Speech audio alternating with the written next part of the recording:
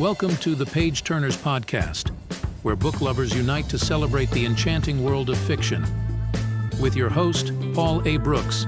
In each episode, we'll dive into the captivating realms of storytelling, exploring the pages that transport us to magical places and introduce us to unforgettable characters. In each episode, we'll embark on a creative expedition through the minds of seasoned and emerging writers to unravel the mysteries and unveil the passion that fuels their stories.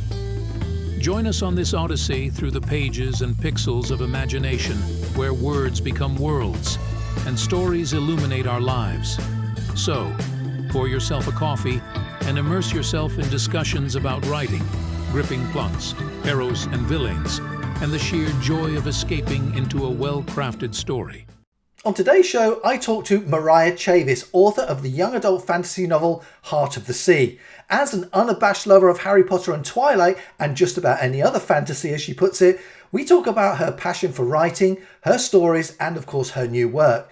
Let me introduce you to Moriah Chavis. Hi Moriah, and thank you very much for coming on the show today. Now, you're a writer of short stories. And did you write those first before you wrote your novel Heart of the Sea?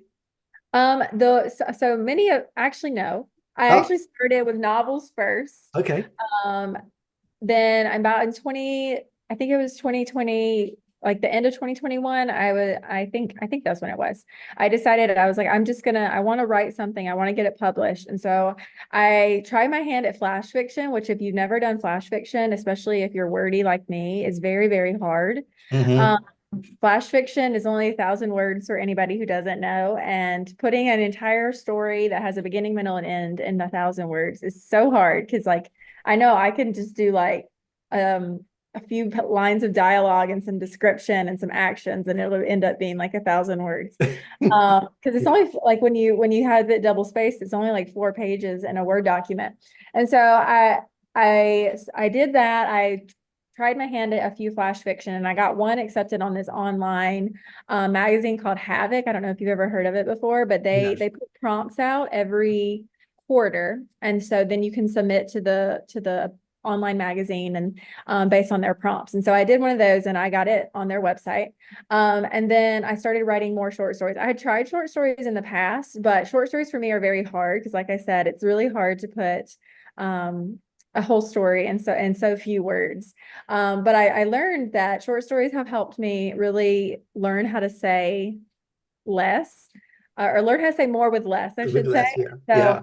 I do like them now. I appreciate short stories and like the ability, especially people who write like fantastic short stories, the ability to put to develop a character, to give the character a whole story arc in just so few words. And so, and I think it's helped with my novel writing too, because novels seem so long, but you want to have so much in them because because it is a novel, you want to have good characterization, you want to have good scene setups and all those things. So, but I started writing HOTS in 2020, and I was querying it for a while, and then I queried it to Quill and Flame, which is the publishing house that it's through. Yeah. I think it was around April or so of 2022, or I think. And so, and then I had to revise and resubmit with them. And then after that, I did all my editing. They signed me on. And I started editing process and, all that. So different rounds of developmental, all those things. So yeah. Wow, fantastic. And so a very similar sort of journey, apart from the traditional publishing side of things, to myself, in as much that I started with short stories. And like you, I really struggle to get it in a condensed way. But as you say, it's really useful for you actually just to say what you need to say. Without trying to be wordy, which is I find always really, really hard. But so welcome to the podcast, and thank you so much for coming. It is really nice to speak to somebody else who has a similar sort of publishing background to me, which is great. And the way that you've been published, that's interesting as well. So we'll talk about that as we kind of go through, which is great. So tell us a little bit about yourself other than your writing, so we'll come back to that shortly. But do you write full time? I don't. By day I work I'm a public school librarian at elementary school. Wow. And so it's like the end of our school year, so things are really crazy right now. Yeah. But so I have my master's in library and information science from the University of South Carolina, which is the ALA accredited one of the ALA accredited universities in the United States. And so yeah, it was a great program. I absolutely every time someone wants to do their master's in library science, I always recommend the program I did. I think there's only a handful of ALA accredited, which is the American Library Association, universities in the US. And so I lived in South Carolina when I started my degree program. So obviously I had in-state tuition, but there's also, I know University of Southern California does one, University of Alabama. But the good thing about ALA accredited is I can work in a public library, I can work in a school library, I can work in an academic library. But my degree was focused on school libraries. So Oh, wow. Mm. So are you working in a school library now? yes, I work at elementary school level. So Oh, nice. Okay. that's like kindergarten, so 5-year-olds to fifth grade, which is like 11-year-olds. Wow. And then I teach pre-K too, so 4-year-olds. So do you get a chance to influence them in terms of what they're reading? Yeah, that's the best part. Because I've always my degree was strictly in my education degree is strictly like librarian. But I was in the classroom a little bit last year because I had switched jobs and the school that I went to had a classroom position open. So I was in the classroom for a little while, and then the librarian actually retired at the school that I was at. So I moved back into the library. But what I like so much about the library is that I can like design my own curriculum. I can design my own lessons and stuff.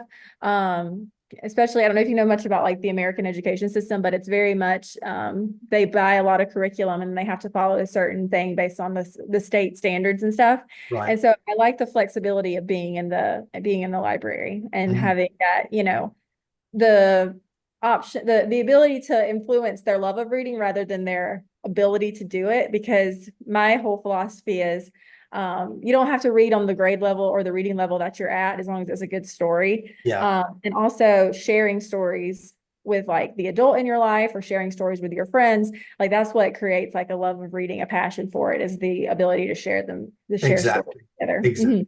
Wow, that's fantastic. It sounds like pretty much a dream job for a writer then, really. It's a great job. Yeah. So how do you find time to write yours? And if you're working full time? I know it's very much, I write a lot at night. So my husband will have something on the television or he'll be doing something. I'll write on my phone, like when I have a free moment. I've gotten used to that. I didn't think I'd be someone who wrote on my phone, but I have the app they have the Google Docs app on my phone now. And so I write on it. So really just any free moment I have, because I'm not able to have so much of a schedule because I don't do it full time. So, or I do it kind of more in the moments between everything else. So, and a lot on the weekends.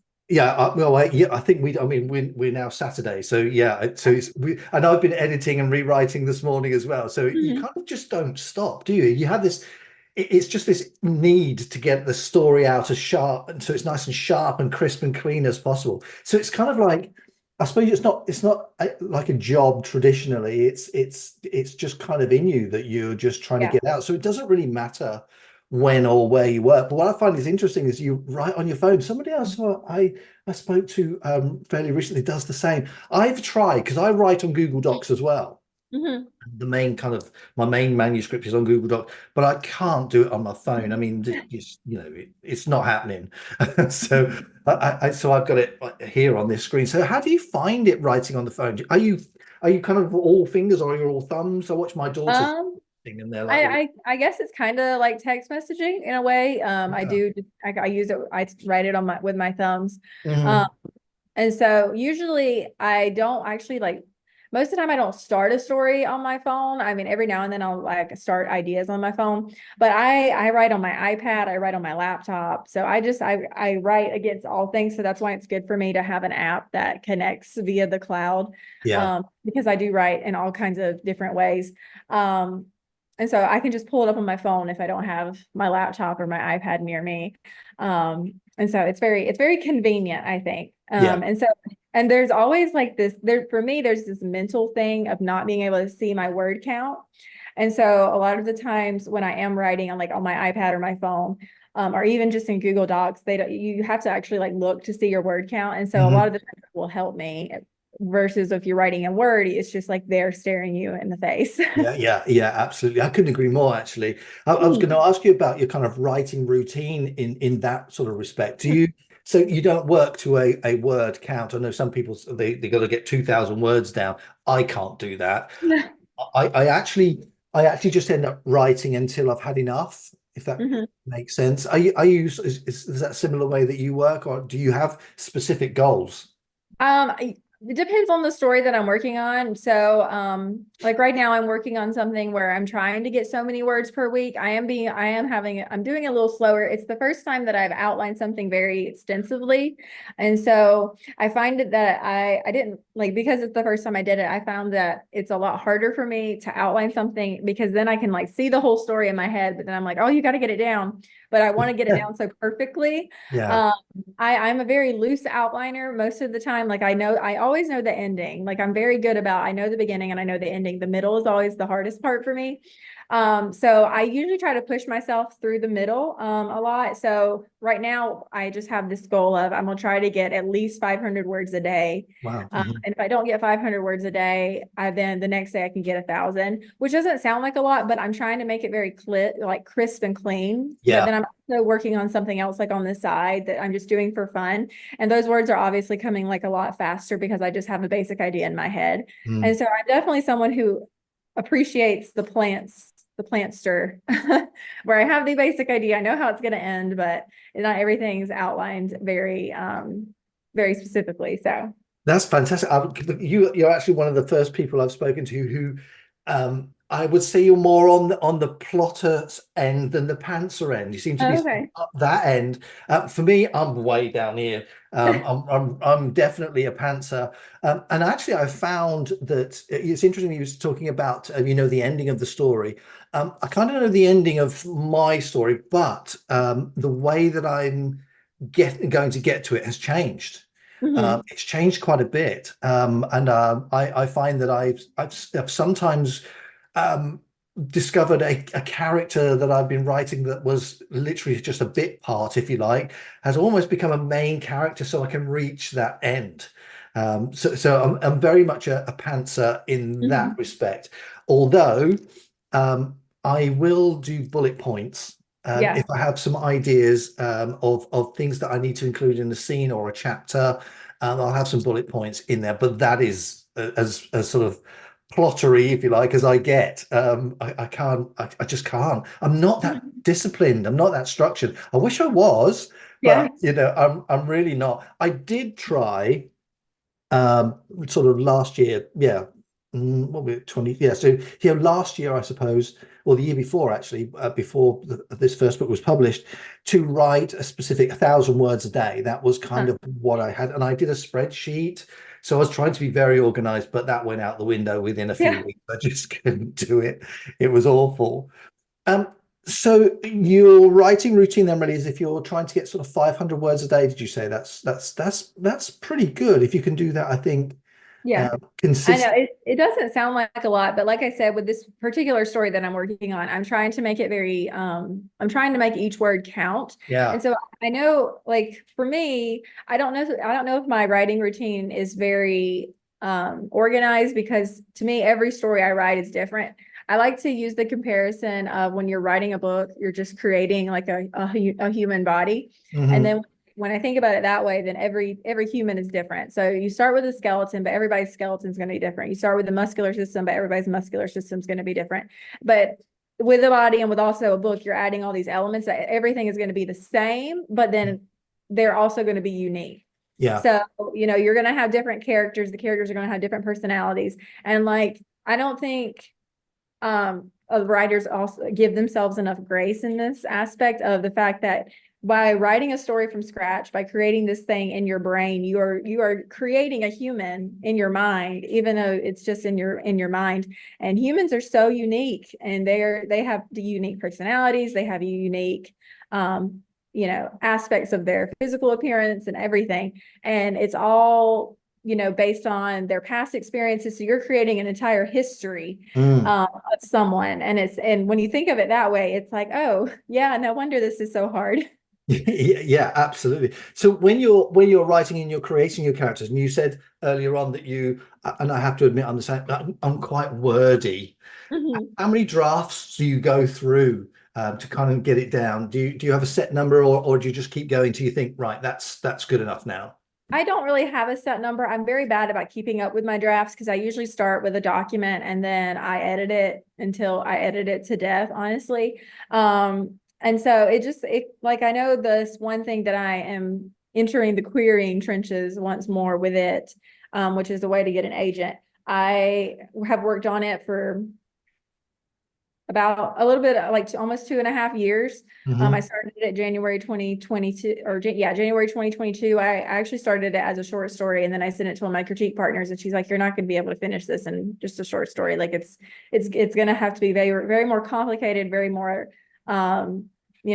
longer than a short story would Yeah, allow. And yeah. so I started it then, I kind of just put it to the side and then I started working on it more extensively in in 2023. So yeah, in 2023. And then in my head it was going to be 75,000, but by the time I finished it was 120.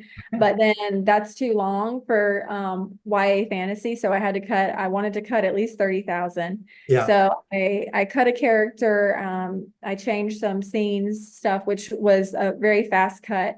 And then I went through it and I tightened up my prose and everything. And so for that story, I focused a lot on the plot when I was getting the first draft down. And then all my editing went into characterizations and character arcs and character motivations and stuff, Yeah. which was really hard for me to find, especially for one of my characters. And so and then I ended up rewriting the beginning and reorganizing the structure of the book. And so it's less like building a house and more like building sandcastles where you're having to break apart pieces and then rebuild the structures. Yeah. And I think it was Shannon Hale that says, I'm shoveling sand into the box so I can build castles later. And Yeah. so you're writing books and Yeah. something like that. And so, I mean, I think that's very important to remember is that your first draft's not going to be great, but that's okay.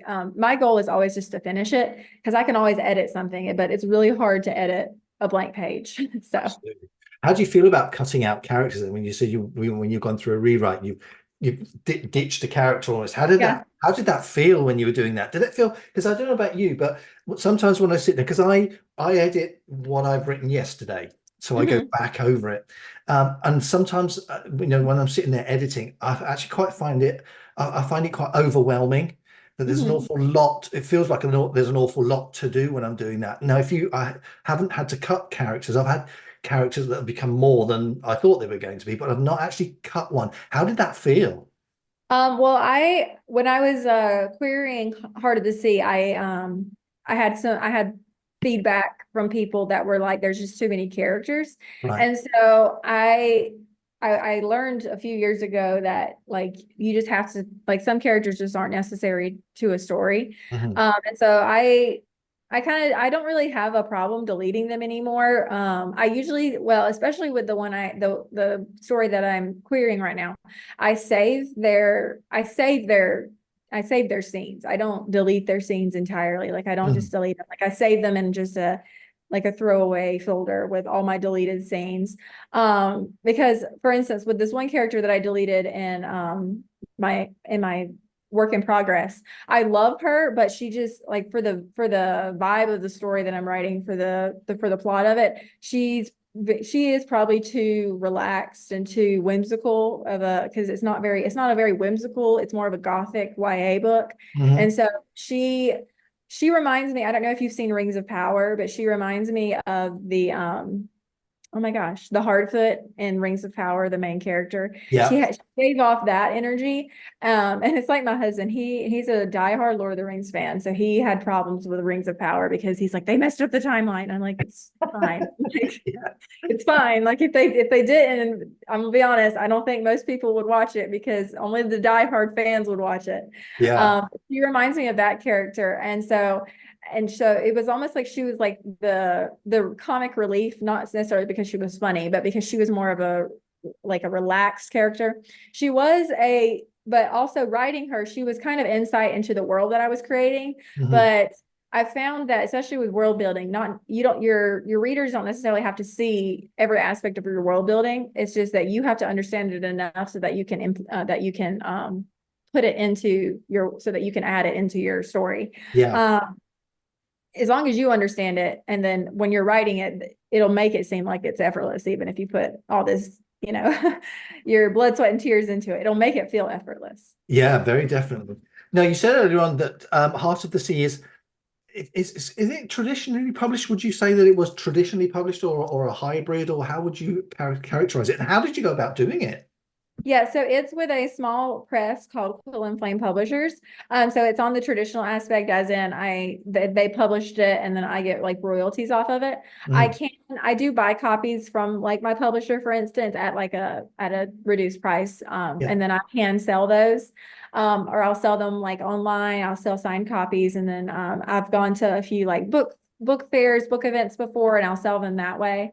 So it's traditional in the sense of like I have a publisher, and then and all those aspects of it. So yeah. That's fantastic. Do they set any kind of deadlines for you, or do they how much influence do they have over the sort of final product? So they set deadlines for my editing. So I had to have certain aspects of the editing done by certain times. I had to have my past pages done by certain times and things like that. So Yeah. yeah. Do they do the cover design and all of that sort of stuff as well? Yeah. So with a traditional publisher, they are in charge of the cover design and things like that. That's really nice. So did you have a literary agent who approached them, or did you submit the manuscript to them yourself? So with Quill and Flame, you don't have to have a literary agent, and I currently don't have a literary agent. I'm in the querying trenches for a literary Yeah. agent. But that is a whole other like aspect of writing that Yeah. is very exhausting. Yeah. But like literary agents can approach smaller presses too. I have some friends that have some stories coming out with smaller presses that do have literary agents. It just depends on, like I said, I think it depends on each book and where that book fits the best. Yeah. How do you go about searching for a literary agent as you're querying at the moment? What have you done to look for them? So I do a lot of research on agents that are what they're looking for. I'm using Query Tracker right now. Okay. Um, I've done I did an online pitch conference back in March where I pitch agents via Zoom or via Google Meets. And then they can request to read like so many pages or whatever based on your pitch. I've heard back from some of them, but I haven't heard back from all of them, so I'm still waiting to hear. So they can tell you yes or no. They can request more. And so yeah, it's a very slow process. So with Yeah. querying agents, you have to be very, very patient and understanding of the fact that yeah, to you, like and it is a whole mindset thing because, for instance, like I said, I've been working on the one that I'm querying for over 2 years.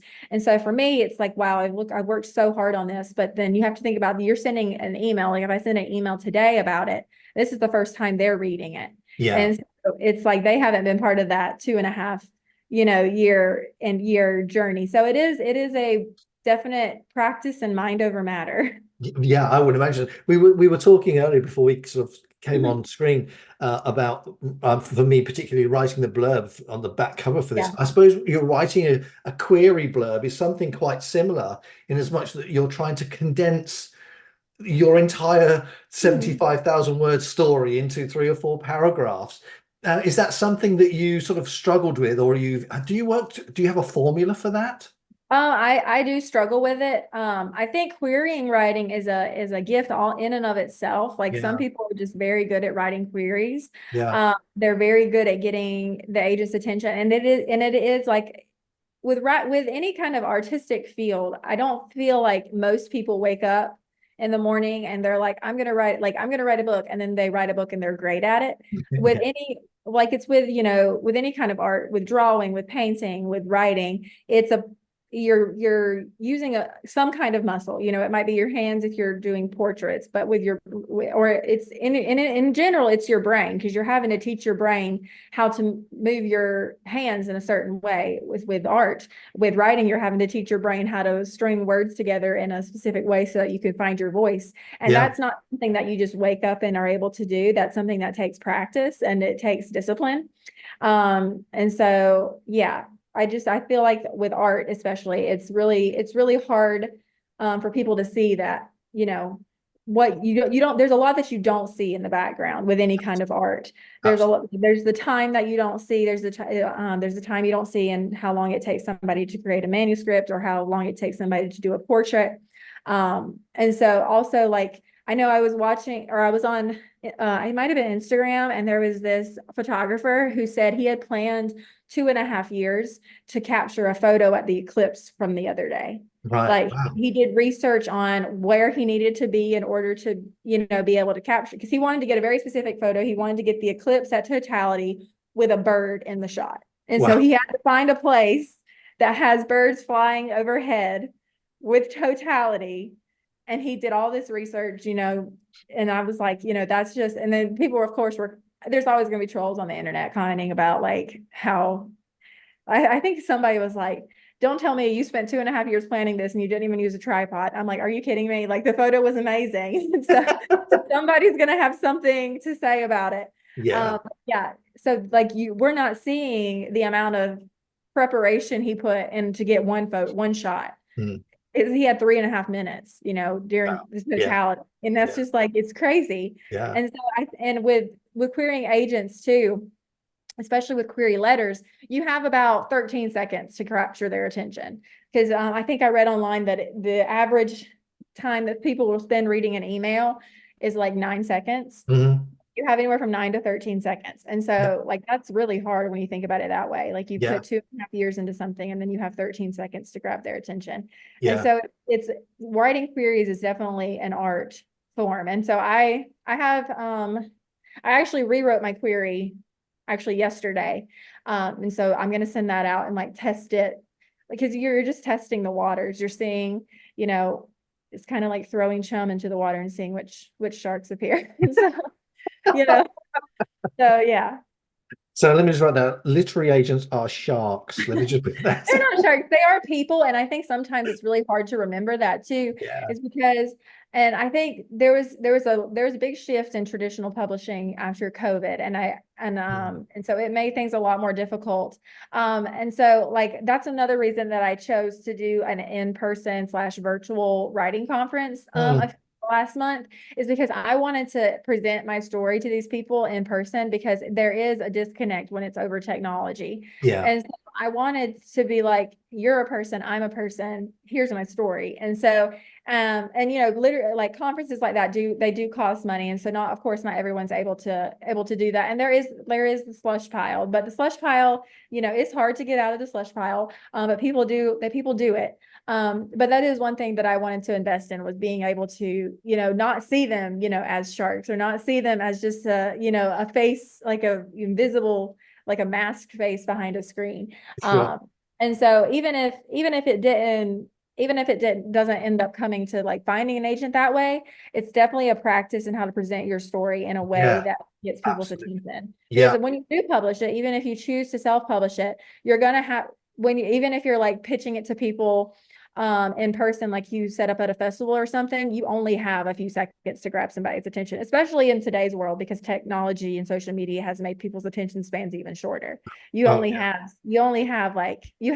a sentence really to get the attention. Yeah, absolutely. And I don't think people, readers particularly, they pick up a book in a bookstore, or they have a look on Amazon, and they'll read a little bit of the synopsis, maybe just the first couple of sentences or something like that. They don't appreciate how much work has gone in, as you said, in behind the scenes. There's an awful lot that goes into it, in terms of writing it, rewriting it, editing it, all the forms of editing that goes through, the design, the formatting, etc., etc. Before this book comes out, and they've looked at it and they're going, oh yeah, that's quite good. Quite good after 2.5 years. The work is a little bit. I know. When it comes to like reading books, like, on a personal, like just for enjoyment level, I am probably one of the friendliest reviewers you're ever going to get, because I'm like, this took somebody a long time. Yeah. Like, even if I didn't enjoy the book, I'm going to find something positive to say about it. Because I know last year I read, or it was actually an audiobook. I listened to this one audiobook, and I'm gonna be honest, I did not like the plot. I did not like the main, like I didn't really connect with the main character. It just wasn't, I knew reading it, listening to it, I'm like, I am not the audience for this book, but the author can write. She was a very good writer. And Yeah. when I wrote my review, I was like, I am not the audience for this book. I did not enjoy it, but the writing was spectacular. Like, she's a good writer. Like, she obviously did. Like, but it's just, I wasn't the intended audience for it. And that's okay, because it's art and it's subjective. And so not everybody is going to be the intended audience for it. But I do like to find something positive to say, because it's an art form. It's something that's coming from somebody's most vulnerable place, I feel like. And I'm a very big supporter of like small businesses because of that. Like, I want to support small businesses, even though it does cost a little bit more money, because, that's somebody who's doing something by hand. It's a craft, or it's a trade that they have taught themselves or they've studied. And so I just find it very important also to encourage people who do small business pursuits and things like that, because I have seen from my side of things, writing books, how much effort goes into that. So I know that even if someone's making something that has no connection to literary things, like, soap or, shampoo bars or something like that, I'm like, that is the thing that they put their passion into. They had to learn that. They had to, get that skill. They invested money into it so they could get the right products to do it. And I feel like whenever you do something, whether or not it's writing or whether it's not, it's some kind of craft, whenever you do it and you see how much investment in time and money you have to put into it, then it also gives you a different perspective for people who do something like that, who do small businesses. So, yeah. Yeah, you're absolutely right. So, in terms of your reading there, because I mean, like you, I read quite a lot, and I am actually trying to expand into different genres. And you sort of mentioned a moment ago about the fact that, the book that you just read might not be your thing. Yeah. So I'm trying to, for that very reason that you were saying, there are lots of and tons of really good writers out there that we can all learn from. So I've tried to sort of expand the genres that I'm reading into. Are you doing the same, or do you stick to YA fantasy? Oh, I read all kinds of things. Actually, I'm reading one YA fantasy right now, More Than Life by Brittany Finger. It came from Wise Wolf Books. It just came out, I think, in January. I'm reading that. That's a YA fantasy, historical fantasy. But I'm listening to crime fiction. I'm listening to the Robert Galbraith, which is J.K. Rowling's pseudonym. I'm re-listening to the C.B. Strike books. I don't know if you've read those, but they are very good. And I love Harry Potter, but J.K. Rowling's adult books, they are masterpieces. Like, she is, if you want to learn how to write good characterization and characters that people care about, I mean, Harry Potter is a masterpiece in and of itself as well. And there's a reason that people read them from the age of 5 to 50. And so she is just so good at that. And she is just so talented at being able to create characters that feel real. And so listening to her books and rereading her books, I feel like it's a very good practice in how to do the same thing. And like, even if I'm reading it for enjoyment, I find myself like, oh, so that, like, I'll just be like making notes about how, like, she does these little things in her books that just make it so unique to her voice, but also, creating characters that feel like they could just step right off the page. And that's what I find is so important about reading outside of just the genre that you write. Like, it's very important to read inside the genre that you like, so you can follow the trends, you can see what things readers are looking for, but also reading outside of it, because trends are very good, but a good book is going to be a good book no matter what year it was written. Yeah. And so, yeah. It's really interesting that you said that you keep your notes about the characters that you've cut that don't make it into your book, because J.K. Rowling did something very similar, didn't she, with the characters? And she's got, I don't know if you've seen the interviews of her about how she wrote Harry Potter. You probably have, but for those that haven't out there or listening to this, she has got boxes and boxes of stuff about characters, places, times, seasons, all sorts. She knows the absolute ins and outs of the entire life history of all of her characters. And I think that makes such a difference as well, because, you know, it allows you to um, uh, pour this character out onto the page, knowing where this character has come from. And people, I think, pick up on that. They can pick up on the history of it without needing to know it. And I think that's something that is so good. Yeah, for instance, with the strike novels, there's a show too. If you this, I think Cinemax has a show too, CB Strike. But like, I'm re-listening to them. There's 7 books out right now. There's the 8th one's coming out sometime this year, and there's going to be 10. And I was just thinking the other day, I was like, oh my gosh, how does she plan 10 books in advance? But then I got to thinking, I was like, when we meet Strike, who's our main character, we find out little things about him, but like I'm in book 3 and there's like this major like character development thing that I'm just now learning about Robin, who's like his assistant, who's also the female main character. And it's like being as I've read them before, you know, hindsight's very 2020, so you can see these things beforehand. But I'm like, she makes references to this traumatic event that happened in Robin's life in book 1, but she doesn't tell you about the traumatic event until book 3, because because it becomes so valuable in book 3 that this thing has happened. Yeah. It becomes a very intricate part of the plot.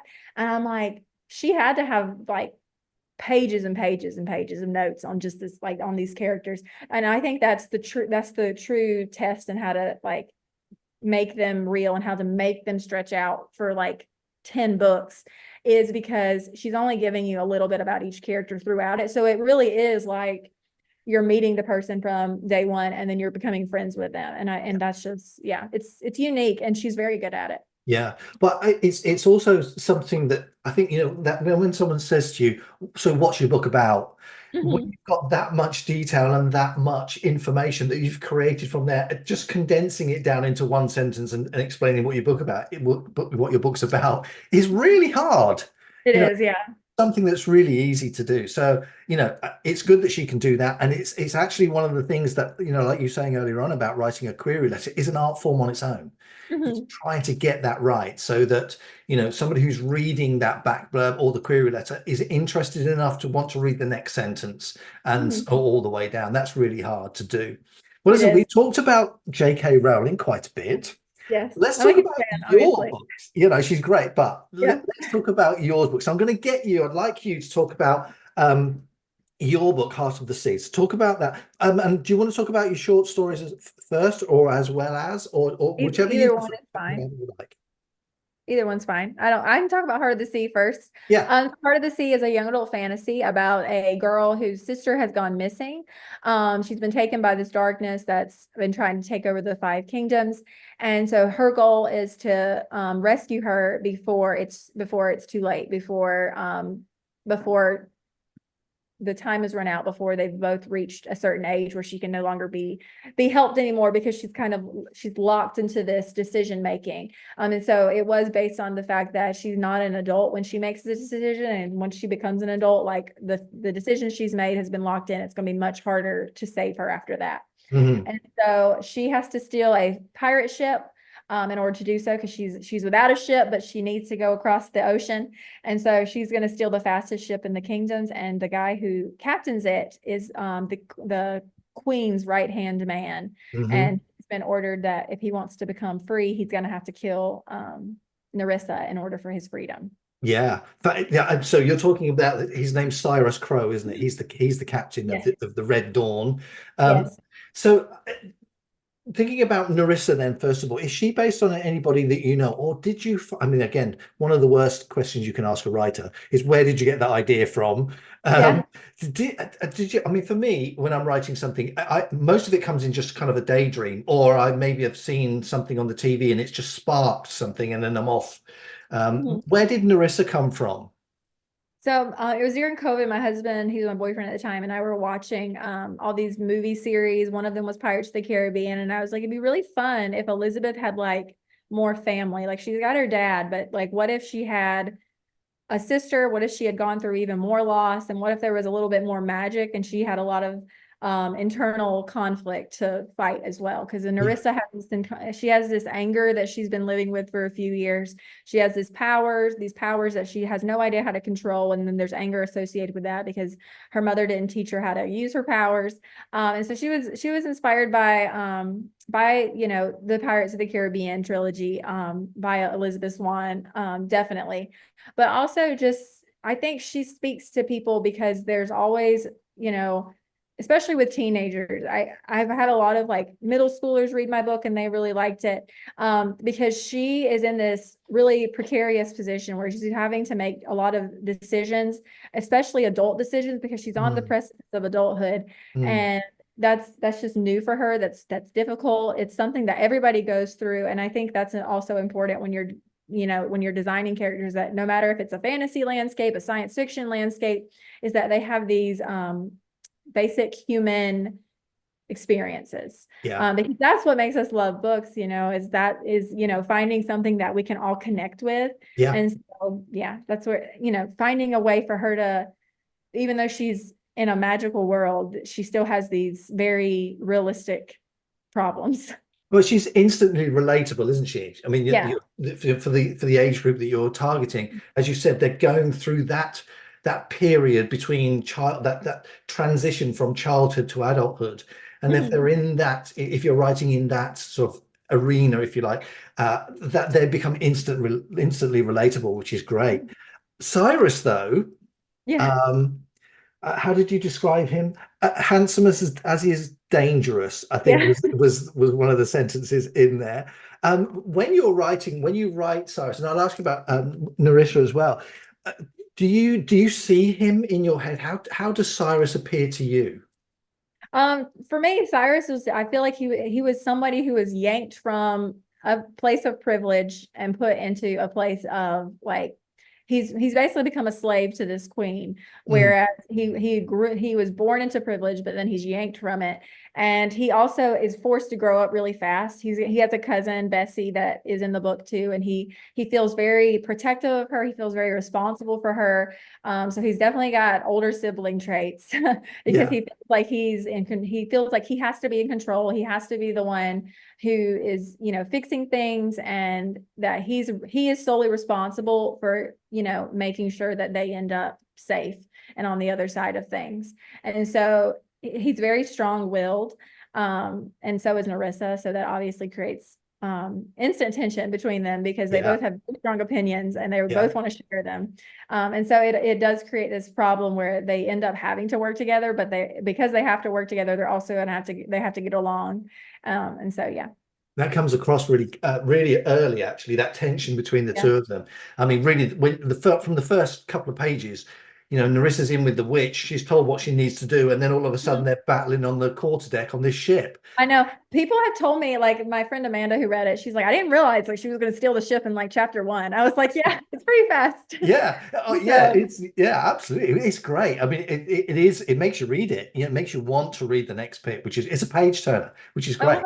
It really is. It's really good fun to read. So that's of course that's exactly what you want. You want people to read more of that. Then now that book is published as well, isn't it? Who's publishing that? Is that that's Quill? That one's with Quill and Flame. Yeah, it is with Quill and Flame. Okay, that's good. So talk about your short stories then as well. So they come after this book. After, in between, kind of at the same time. I'm always working on something. And I think starting with short stories and writing short stories, especially editing, because I was editing Heart of the Sea, because one of the feedback that I got when I was querying Heart of the Sea is that it started too slow, and so I actually deleted about 50 pages from the beginning. Right. And I shifted. It's definitely not slow now. I know. I shifted some of how things started, how things were set up. And it works better. And I think by writing short stories, I kind of taught myself how to start in media res, in the middle of the action. And that's something I am not good at. Like, writing action scenes is not something that comes naturally to me. Like, some people, it comes very naturally to them. They can write a fight scene very easily. I am someone who edits my fight scenes very extensively, because I'm like, it's got to like, because I have to be able to map it out in my head. And then once I map it out, I have to change it so that it's not very telly, it's more showy. And Yeah. so, but yeah, so short stories have helped with that because like I said, every word counts in a short story. Mm. Because with a short story, like with a novel, especially with YA, you really can't go over 100,000 words, especially if you're new to publishing or Sure. new to having things published. But with short stories, you have even shorter of a word count. Like some, especially I've seen some call for submissions where they're like, don't go over 5,000 words, and Mm. that sounds like a lot, but it's really not. Like No, no. I'm working on something just for fun right now, just as like like a brain cleanse. And I've only worked on it for like, I think 1 or 2 days, and just, sitting down to get some words down. I haven't even finished the opening scene and I'm almost at like 2,000 words because I'm like putting all this in and I'm like, oh my gosh. And then I am giving myself like, I want it to be just like more novella length when I finish it. And so I'm like, well, you're going to have to get to 12,000 by this part. And so by 15,000 by here. And so for me, though, it is hard to think in word counts. And so I think short story writing has helped me learn how to think in word counts. No, that's really good, because I think But really the reality of it is a story is as long as it needs to be, isn't it? Mhm. I think that's the long and the short of it. I mean, Stephen King said the difference between in terms of reducing the word count in the edits, the difference between draft one and draft two. Draft two is draft one minus 10%. I think Yeah. that's kind of roughly what he said. Would you agree with that? Oh yeah, I think so. Like I said, when the thing that I'm querying now ended up when I after the first draft was probably around, I don't really truly know what the first draft was because I had some feedback on it before I was quite finished with it, I wasn't quite finished with it.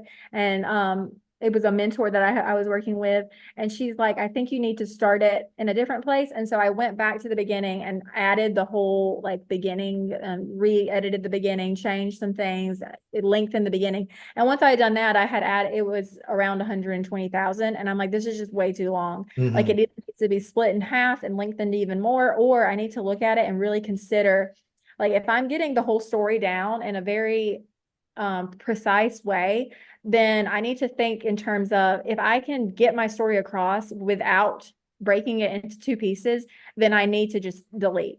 And that's really hard to do, Yeah. especially because after you've written the story, you kind of know the things that can't be taken out. And so then you have to look at the things that can be taken out. And that in of itself is a hard thing to do. And like Hots was not my first book that I written. It was my 7th. And like this one is the one that I'm querying now is like my 9th. And Wow. so, and I wrote one between it that we won't talk about because it was terrible. But like, but I like to tell people, like I have a writer friend. She's like, it just amazes me that you have all these things shelved that you never published. I'm like, I do, but I don't want them to be published because some of them just aren't that good. And they've also just taught me things about my writing. They taught me things about my voice. I'm not saying that I'll never go back to those stories, but I'm a different person than I was when I wrote those Yeah. stories.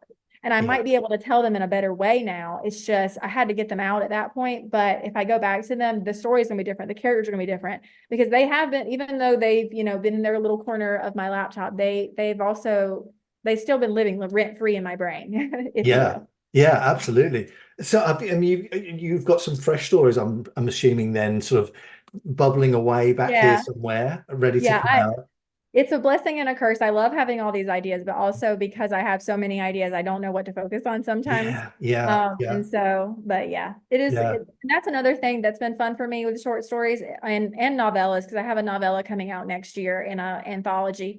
It's fun just to be able to like explore these characters that don't necessarily need a whole novel to tell their story, but Mm. then also get them out of your mind. And Yeah, so, yeah, very much so. mhm. Now you mentioned earlier on you like to listen to audiobooks as well. I'm a big Um, audio person. yeah. Are there any plans to have Heart of the Sea narrated? Yes, the male narrator has finished and the female narrator is working on her part. So it should be Wow. hopefully to sometime this year. Yeah. How much input have you had in that? I mean, I've spoken to people who have sort of had it and done it before, and their books out on they're available as audiobooks. How Mhm. much information influence have you had on making sure that it is how you? It's not this is it's how you hear the book. Yeah. I Their don't I don't characterization. know. I don't know if I'll ever hear somebody who sounds like Narissa and Cyrus, like ever. I don't know if that person exists, Yeah. but I think the narrators have done a really good job of capturing them. So with the narrators, the male narrator and the female narrator is part of the email chain, but the male narrator, he started first.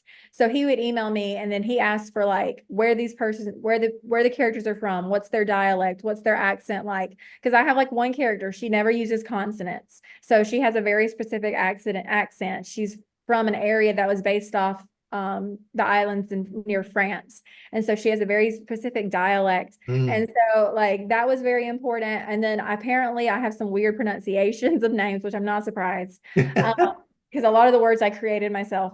And so the narrators were both making sure they said the words right. And then they've sent me some.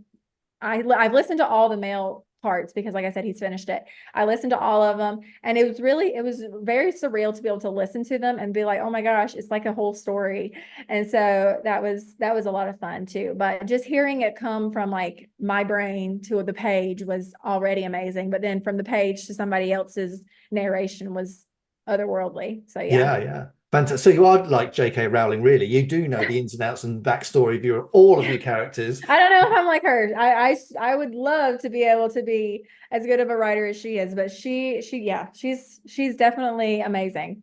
Yeah, well, you just got to keep doing it, isn't it? I That's the know. thing, Yeah. as you were saying, with some of the novels that you've written and some of the work that you've done in the past, you look back at it and you think that's terrible. But I'm Yeah. sure at some point you'll come along and you go, actually, that might have some legs further on down the Yeah. line that you can Or, work with. stealing, like I have this one thing that I don't even really want to rewrite, but I kind of took some of the elements from it and put it in the story that I just finished that I'm querying. Mhm. And so I don't think I would be able to edit it enough so that it would be different enough, but I did take elements that I had worked on. And part of me is like, if I hadn't strengthened those elements when I was writing that story, then they wouldn't have been as strong when I started writing this other one, because I had already explored them for like a year and a half, even Yeah. if it's a different story with a different with different characters. It's just I had already kind of set the basis of the idea. And so that was very important too. It's Yeah. okay to steal ideas from yourself. Yeah, absolutely. So the audiobooks, when are they going to be completed and ready to come out? Um, I'm not 100% sure. I have to speak to my publisher about it, but I'm hoping around the time that Hots is a year old, which would be in August. So that's my hope. Yeah. So have Quill and Flame had much influence on that sort of audiobook process? Yeah, so since they're publishing the audiobook too, they're the ones who are like contacting the narrators. Like I said, the narrators have sent me like pages so that I can listen to it. Yeah. Which is very good because like at first the male narrator had said one of the names wrong and he's like, oh my gosh, I'll have to go and fix that. But the fact that he was like, I'm just gonna do one part and then I'm gonna send it to you. And I was like, that's fine. And so yeah, it's fun though. And I think I can't speak for my other traditionally published friends. But I know like they do have some say. I know one friend of mine who had her audiobook, she was able to like ask for feedback from her followers on which voice they liked best. Oh, wow. The publisher wanted the feedback from her followers on Instagram. And so Yeah. that's a lot of fun too. Yeah. Wow. Yeah, that'd be really, I'm really looking forward to hearing that. So you must let us know when it comes out for sure. That would be Yeah. really good. Now you have an Etsy store as well, don't you? Yeah, I don't use it as much. I've been using it more for my for selling my books. But yeah. Yeah. Because you people can buy signed copies from Etsy. Is that right? I Yeah. don't have any listed right now. Right now I'm out. I need to order some more, but yes, they can. And Yeah. I've been selling some on my Instagram too. And so sometimes every now and then I'll put in my stories like I have 5 copies if anybody wants to claim it. And so yeah. Yeah. So do you have any plans to do any other kind of merchandising? I mean, some people they do bookmarks and stickers and things like that. I mean, I've done some stickers, but have you got plans for yourself? Yeah, usually when people buy from me, they buy the signed copies, they get free merch with it. So I have stickers, I have some magnets, I have bookmarks, stuff like that. So yeah. Wow, fantastic. So all the information is stuck in a box somewhere, one of the many boxes, I'm sure, with all your other ideas and et cetera, et cetera. So when you're thinking about and your ideas pop into your head, what do you do with them? Do you just note them down somewhere or I mean, I've got 2 notebooks here and I've got the board behind me and all that sort of stuff. So I write a lot of ideas down, but actually very few of them make the cut, if you like, into the book. What do you do with your ideas when you're writing? I know I have documents. I like documents where I can just go look at. I used it when I was writing the thing I'm querying right now. I especially because it's just fresh in my brain because I've been doing it so much. I had a document that it was a running document. So it started out as like, usually I will start with like, okay, I'm going to write down my blurb for of I haven't written the book, but if it's an idea that I really want to explore, I'll write down the blurb. And then I'll change that blurb as the book's changed. I'll do like the basic 3-act structure. I'll write down character motivations. In this document, I ended up going chapter by chapter, writing down a sentence for each chapter. And so it's kind of just a running document on all the world building stuff. So yeah. Wow, fantastic. So what are you working on now specifically, writing wise? Writing wise, I have a mystery book that I'm working on that's coming out with another small press sometime in 2025. Okay. And so I'm working on it. And then I'm working on another project just for some fun. And then I should be starting edits on a Snow White inspired novella sometime this April, and I'll be starting on the edits for that. That's going to be in an anthology from 20 Hills 20 Hills Press sometime in 2025. Nice, really. So how do you go about editing? I mean, for me, I will, as I said earlier on, I will go back and edit quite hard, actually, what I've written the following, and often I end up rewriting quite a bit. Do you do the same sort of thing, or do you leave a period of time and then go back to it to have a look at it before you edit? I should leave a period of time because I feel like it would be more successful, but I usually don't. Yeah. So, but I am trying with because I've been a little creatively stuck the past few weeks. I've had a lot going on, a lot of things, a lot of life events. And so I actually was messaging my publisher yesterday, and she's like, I feel like you should probably just take a break. Like, it's fine if you're behind on your deadline, but we want the book to be really good. So it's okay to need like a few days. And I'm like, thank you, like close to tears, because I'm like, I needed somebody to tell me that. So Yeah. I think because I think as you know, as a writer, you do put a lot of pressure on yourself, as you said earlier on, that you want to make something crisp and clean first time as best you can. And I'm sort of saying I like it to be, I like the prose to be quite tight. I like it to almost sing, if you like, so that it is very easy to read, that the story's coming across quite nicely. And I think that's why, I too tend to edit quite hard, but like you, I don't leave much of a gap. 24 hours is not really a gap at all, is really. But I don't leave that much. But then do you before you would submit your edited manuscript, do you expect them to come back with a lot of stuff to edit again? Yeah, so I think my first drafts a lot of the times are just trying to find my story, but I'm very hard with second drafts. Like, I really want those to be very clean and very crisp, and that's hard to do, especially because like I said, you just have a bunch of sand and now you're trying to make sandcastles, or you just have a skeleton of a body but you're trying to make a whole human. But there are so many steps to that, and so it is a lot of I had to force myself to take a step back, take a breather.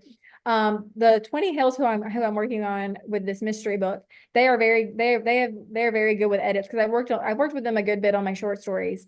And so I think the best advice that I could give any writer is to be very flexible in when other people give you their feedback, because most of the time people are giving you their feedback to help you, not to hurt you. Yeah. And so I have learned through the about decade that I've been seriously taking writing very seriously, that feedback is so valuable. And I even made the comment to one of the writer group chats I'm part of. I was like, I want somebody to tear my thing apart, because I know I want them to make it better.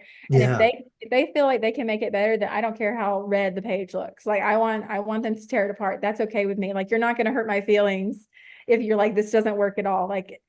Because as long as you give me a solution, as long as you're like, this doesn't work, but this is how we can fix it, but I have a few ideas, but we're going to talk it out. That's just so valuable. And I find that when you find those people in the writing community, it's very important to stick with them, because like I said, they want the best story possible. Yeah.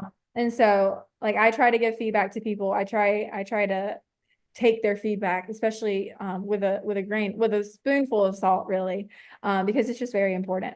Yeah, it's very hard really as well as a writer to do that, to almost give it away, so to speak. And then, because you're sitting there praying that, you come back with some really nice I feedback, know. that, they tell you how wonderful you are. But then, as you said quite rightly, the reality of it is, and it's nice to be able to give it away to a number of different people, because they all have different perspectives and different ideas, which will make the whole so much better, I think. But that takes a lot of courage, as a writer, particularly when you're new, Mhm. to actually release it, to let it go, to let it be out there. I think, a lot of writers have said they feel like they've got imposter syndrome. They don't feel like a writer, even though they've got a book out there, because, it's that fear of getting bad feedback. But then, as you said, and I think you're quite right, there's no such thing as bad feedback, really. It's just there to help you write better and create a better character, which is Yeah, fantastic. So where are your books available now? Your short stories and your novel? yeah, they're available on Amazon and Barnes and Noble. If you go to my Instagram, I have links to like all my websites and where to find them. So yeah, they're pretty easy to find. You can just search my name and about everything that I've written Yeah. and it will pop up. So yeah. That's great. Well, I listen, in the description, I will put links to your website, to Instagram, to everywhere, so people can connect with you. And of course, find out more, join your newsletter, and of course, buy your book, so you can sort of keep in touch with these people as well, which is great, because that's Yeah. always really nice, as a reader. I'm trying to get better about sending newsletters. Yeah, it's not an easy thing to do, because it's a different it's a different style, isn't it, really, when you're trying to write. It is quite hard to do. But I think, with people, I think as long as they for me, on my list, I just try to let people know where I am with the story and what I'm doing. And sometimes I'll ask for ideas, and I think that kind of works quite nicely. All right, so Moriah, listen, thank you so much for coming on today. As I said, I will leave links to everything in the description, so people can connect with you and buy your books, which is what we want them to do. So thank you so much for coming on today. It's been a pleasure speaking to you, and I wish you all the very best. And please let us know once your audiobooks come out, because Yeah. we want to know more about those. So thank you very much for coming today. Yeah, thanks for having me. You're welcome. Thank you. Bye-bye. Bye. Thank you for joining us on another captivating episode of the Page Turnerz podcast. We hope you enjoyed delving into the pages with us, discovering new stories, and revisiting beloved classics. If you're as passionate about books as we are, don't forget to subscribe to our podcast and leave a review. Your feedback keeps us bringing you fascinating discussions, author interviews, and book recommendations. Remember, the adventure never ends when you have a book in hand. Until next time, keep turning those pages and let the magic of storytelling continue to inspire your imagination. Happy reading.